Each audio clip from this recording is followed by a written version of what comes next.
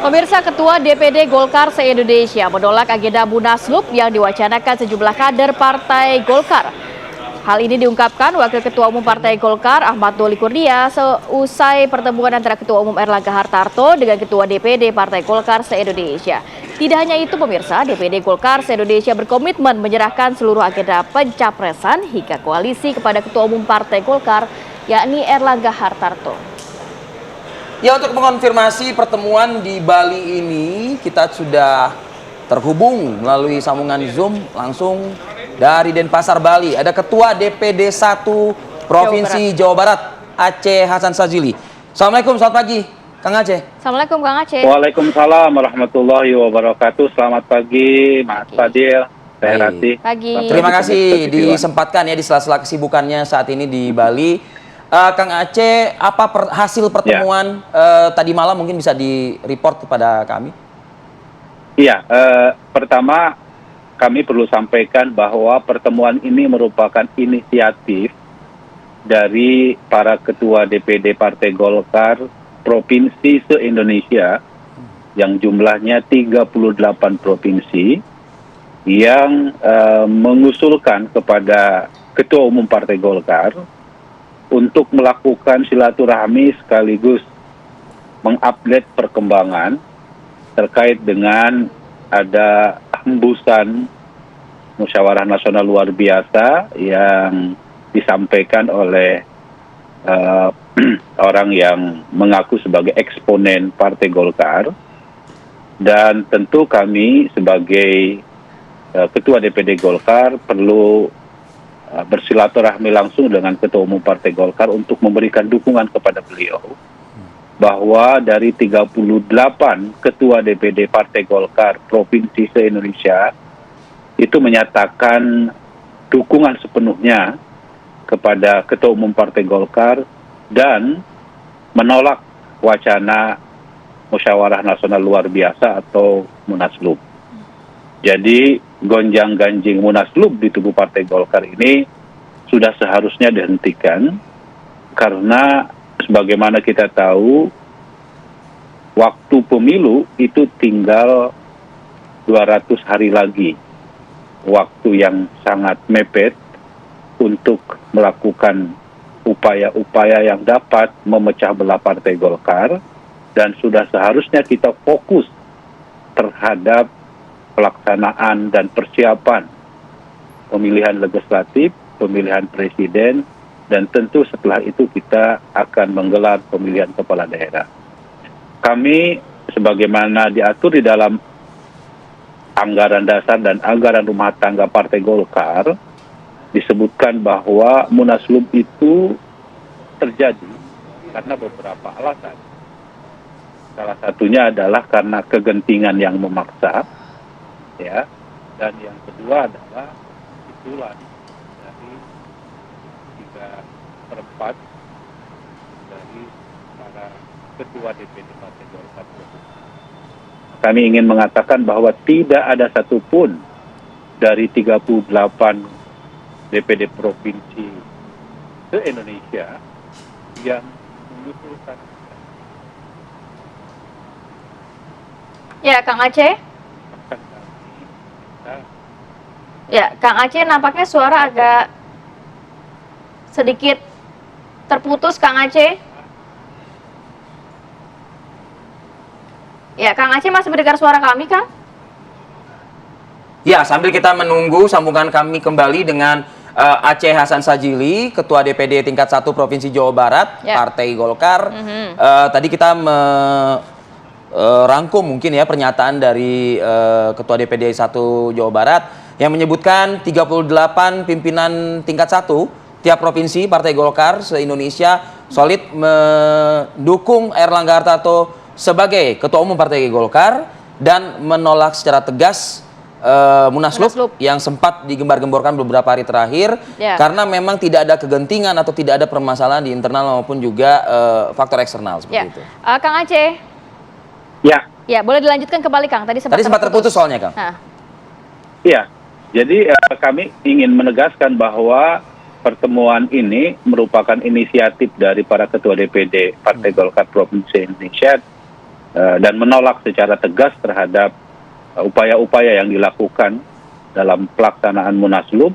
Lebih baik kita fokus dan konsentrasi untuk pemenangan di pemilu 2024 yang tinggal kurang dari 200 hari lagi. Ya. Dan kami tentu di DPD di provinsi, juga di kabupaten kota, sekarang ini justru sedang sibuk-sibuknya untuk pemenangan legislatif ya, dan pemenangan presiden. Jadi rasa-rasanya kami sebagai ketua DPD Partai Golkar tentu harus lebih fokus untuk itu gitu loh, dibanding kita bicara wacana sesuatu yang sesungguhnya tidak produktif bagi kemenangan Partai Golkar. Jadi karena itu kami juga menyampaikan kepada Pak Erlangga sebagai Ketua Umum bahwa kita harus konsisten terhadap hasil musyawarah nasional, hasil rapat pimpinan nasional Partai Golkar, dan juga rapat kerja nasional Partai Golkar yang dilaksanakan sebulan yang lalu, yang menyatakan bahwa Pak Erlangga sebagai Ketua Umum Partai Golkar diberikan mandat ya untuk melakukan koalisi ya dan pembicaraan dengan para ketua umum partai politik dalam rangka bagaimana dalam konteks Pilpres 2024 ini Partai Golkar ikut berpartisipasi gitu ya. Dan apa yang dilakukan oleh Pak Erlangga tentu sudah sangat on the track ya. Kemarin kita melakukan, Pak Erlangga melakukan pembicaraan dengan PDI Perjuangan, kemudian sebelumnya juga secara intensif dengan Bapak Prabowo Subianto sebagai calon presiden dari Gerindra, dan berbagai komponen-komponen kekuatan partai politik yang lainnya. Karena hal demikian tersebut merupakan mandat yang diberikan kepada Pak Erlangga sebagai Ketua Umum. Iya, kita tadi sudah mendengar report dari pertemuan ya yang diinisiasi oleh DPD 38 DPD Partai Golkar se-Indonesia. Adakah juga yang mencuat dalam pertemuan tersebut seperti arah politik Partai Golkar, Kang Aceh? Karena pagi ini beredar di beberapa media, ini konon kabarnya teman-teman yang hadir, yang menginisiasi pertemuan dengan Ketua Umum ini mendorong Partai Golkar merapat ke salah satu calon. Ya, sebagai sebuah aspirasi dan usulan tentu berbagai usulan tersebut muncul ya di tengah silaturahmi ini ya. Karena dalam silaturahmi ini para ketua DPD Partai Golkar provinsi se-Indonesia diberikan kesempatan untuk menyampaikan pandangan-pandangannya ya. Ada yang mengusulkan capres seperti Pak Prabowo, ada yang mengusulkan capres juga seperti Pak Ganjar gitu ya. Ada juga yang minta Pak Erlangga untuk maju sendiri gitu ya, dengan membuat koalisi atau poros baru.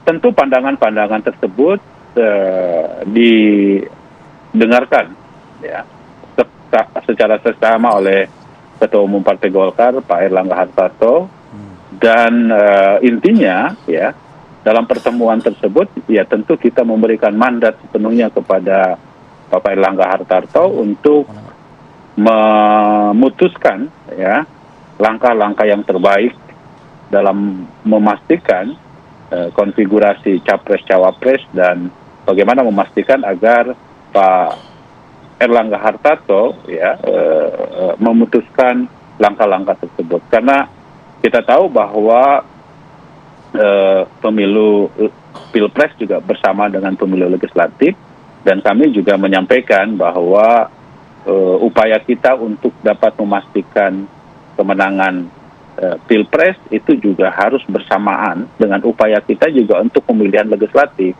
Karena target Partai Golkar untuk DPR RI sangat jelas, kita menginginkan kemenangan, menargetkan kemenangan 116 kursi sampai 120 kursi, dan tentu Pilpres juga kita harus berada pada posisi yang menang.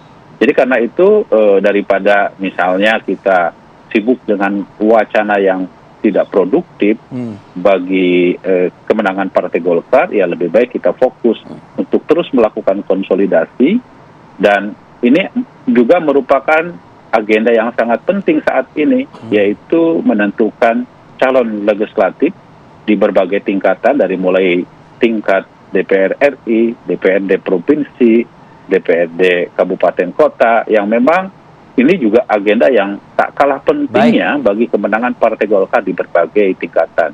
Baik, Kang Aceh. Kang Aceh, ini pertemuan sudah berakhir atau masih ada pertemuan-pertemuan lanjutan di Ya, Bali? pertemuan sudah berakhir dan Pak Erlangga kembali, beliau bertugas di Jakarta ya sebagai Menko Perekonomian dengan menghadiri berbagai rapat-rapat terbatas, dan kami pun juga akan kembali ke daerah kita masing-masing untuk melakukan konsolidasi dan memimpin kemenangan di provinsi masing-masing agar Golkar merebut suara kemenangan di tahun 2024. Baik, terima kasih banyak Kang Terima kasih banyak Kang Aceh Hasan, Ketua DPD 1 Mas Fadil. Golkar Jawa Barat. Selamat bertugas kembali, selamat beraktivitas kembali. Assalamualaikum. Assalamualaikum warahmatullahi wabarakatuh, Kang.